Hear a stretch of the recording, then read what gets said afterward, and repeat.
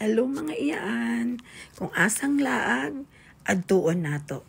Tara, bisitahon nato ang Pasig Islet diri sa Santa Cruz, Davao del Sur.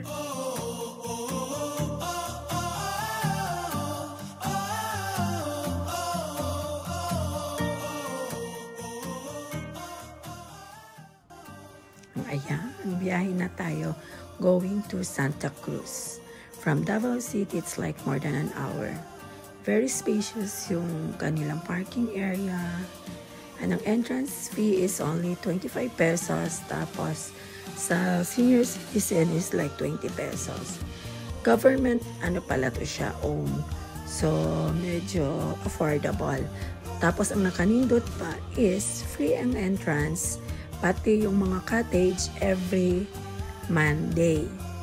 O yun, tandaan nyo yan. Ang bayaran nyo lang is yung bangka going to the island, which is 160 pesos. Good for 4 person lang yun. Kasi ang capacity lang ng bangka na allowed for safety is 4 person lang. Yan. Ito yung tulay na maganda. Yun to, old houses. na which is nasayangan ako. What I mean, ito yung parang tulay nila. O diba? Ang ganda. Very parang safe na safe. Maganda yung pagkagawa. Matibay, sementado. And then, yun na yung parang waiting area ng bangka going to the island. And then, yes. Yan, may mga nag-wait. Madalas dyan yung mga lang yan. Yung bangkero. Ayan. Let's go. Safe naman kasi yung yung bangka na yan, may mga life vest naman. So, safe pa din. Kung hindi ka marunong lumangoy, you have to wear the life vest.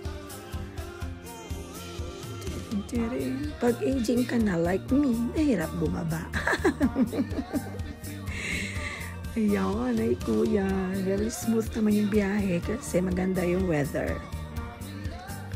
Tapos, ang nakaganda pa nito, ang trip nila, bago ka talaga ibaba sa island is ikotin nila yan ng 1 round para ma-view mo yung buong island.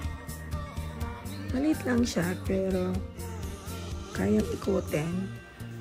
Ang ganda naman. Hindi siya super white sand.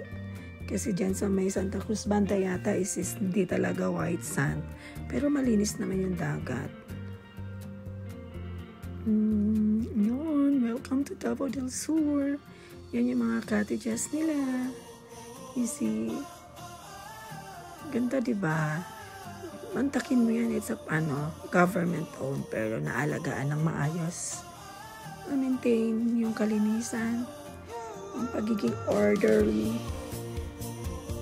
Yun. Ikot-ikot. Enjoy the view. Nakanindot lang kasi nice yung weather. So, hindi super duper init. Kulimlim. Ang ganda rin ng nila. O yan, medyo white sand. Hindi ko alam kung ammonia yan or what. Tingnan ko nag-interview. Baka mapagkamalan akong vlogger. Oh. Yan na yung welcome area nila. Yung sa likod is yung washroom, which is malinis naman. Nawasa yung tubig. Wala lang silang shower. Pero it's very malinis naman at hindi mapanghi. Yung receiving area. Schedule ka na yung anong oras talaga yung balik mo doon sa kabila.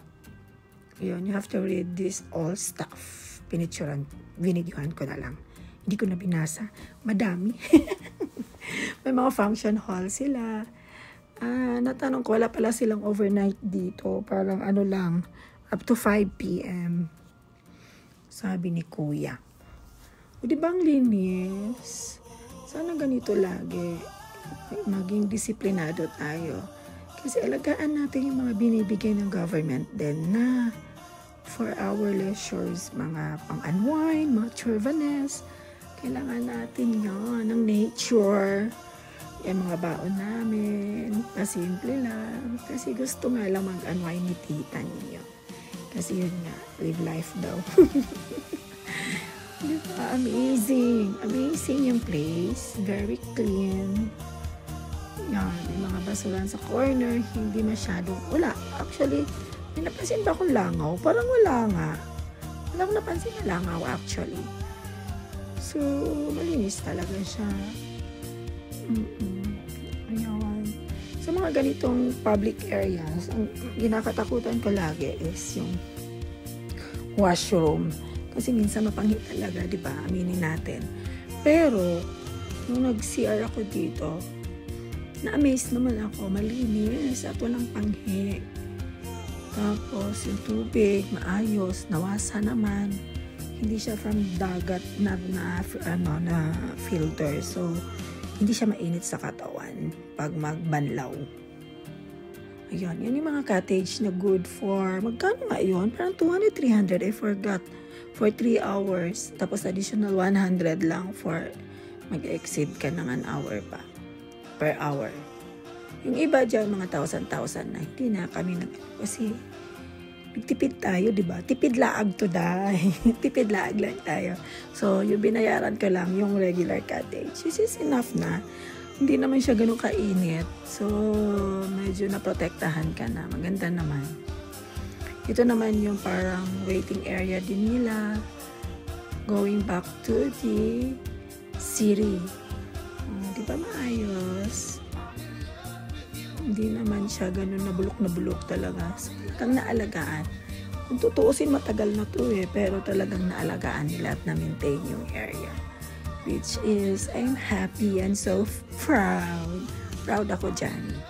Yay! Palakpakan natin. Tik-tik-tik-tik. Siyempre yung tita nyo, hindi naman talaga naliligo yan. Ikot-ikot lang yan. Pasyal-pasyal lang. Hindi yan naliligo. Takot sa araw.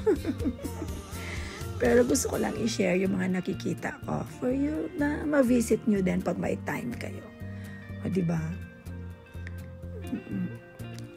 Sakto lang yung dagat. Hindi siya ganun kaano. Pero malinis naman eh. Wala namang, hindi naman siya Makati.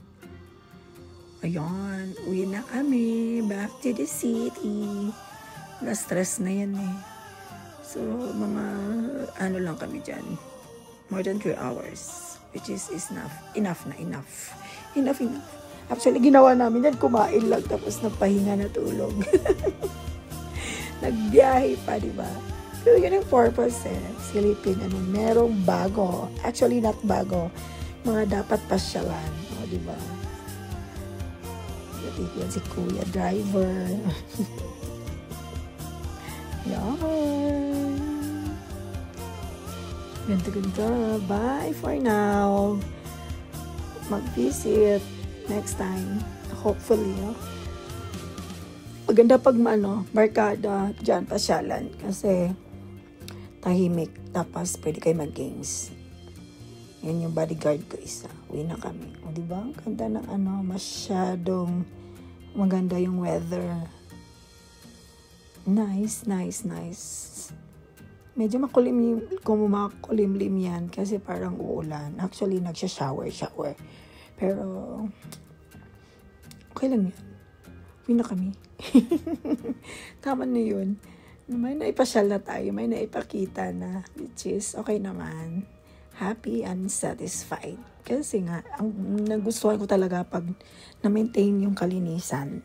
Yan talaga. Very 100% na ako dyan. At saka sa mga tao mag-visit, ma-maintain yun. Which is disciplined na tao. So, yan yung talagang pinaka-importante. Para mabalikan at ma-inspire pa yung iba na i-visit din siya. Kudos sa inyo. Very cute. Very beautiful. Ulit na kami.